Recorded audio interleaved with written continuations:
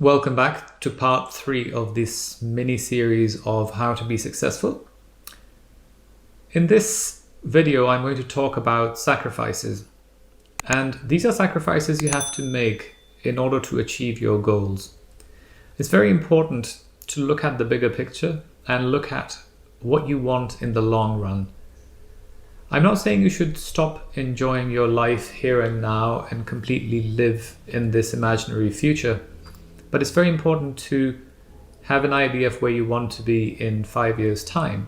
Because if you are focused on here and now, and you're not thinking of where you want to be, you're never going to get there. Because time moves on very quickly, as we all know. So, how do we do that? I'm going to use some of these examples that I have used in the past in my other videos. So if you've seen those videos, this will make sense. If not, then let's try. I'm going to use these coasters to demonstrate what I mean. So let's say this is your past and this is your future.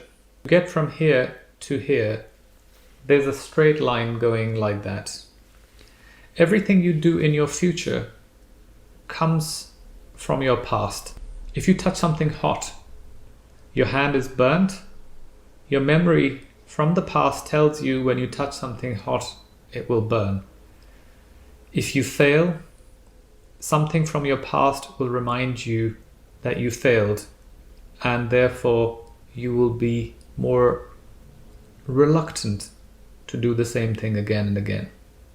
So it's very important to break this connection between your past and your present. Because if you keep living in your past and keep thinking about your social circle, the issues you had, the education you had, the life you had, your future is never going to change. It's going to be the same all along until you're 50, 60, 70, 80, 90, whatever, and you're dead.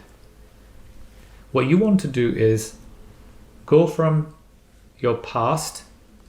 Instead of going in a straight line, you want to go up and be this amazing person. Now comes the problem of that feedback loop that I talked about.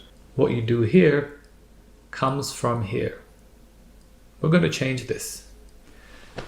So what you want to do is have this future person that you want to be and say, I want to be wealthy, I want to be successful, I want to be respected, and I want to be, nicely dressed, I want to have a nice car. So write down these things and never share them with anyone, because people will put doubts in your head. There is no limit to what you want or what you can put in that list, but make it realistic. Like I said, don't try to be a heavyweight champion if you're a skinny little person, because it's just a waste of time. But there are things that you can do really well. So think of that. As you're going from your past to your future, you're right here in your present. And what you want to do is break the link between your present and your past and create a link between your present and your future. So whenever you say, currently Ethan doesn't have a very good job and he is unhappy with the money he's making, look at the Ethan that you created, the virtual one, that you think he's going to have power, money, wealth, fame, whatever things that you like. It could be happiness, it could be love, it could be becoming a farmer and living a very simple life in a village, or living in a forest on your own.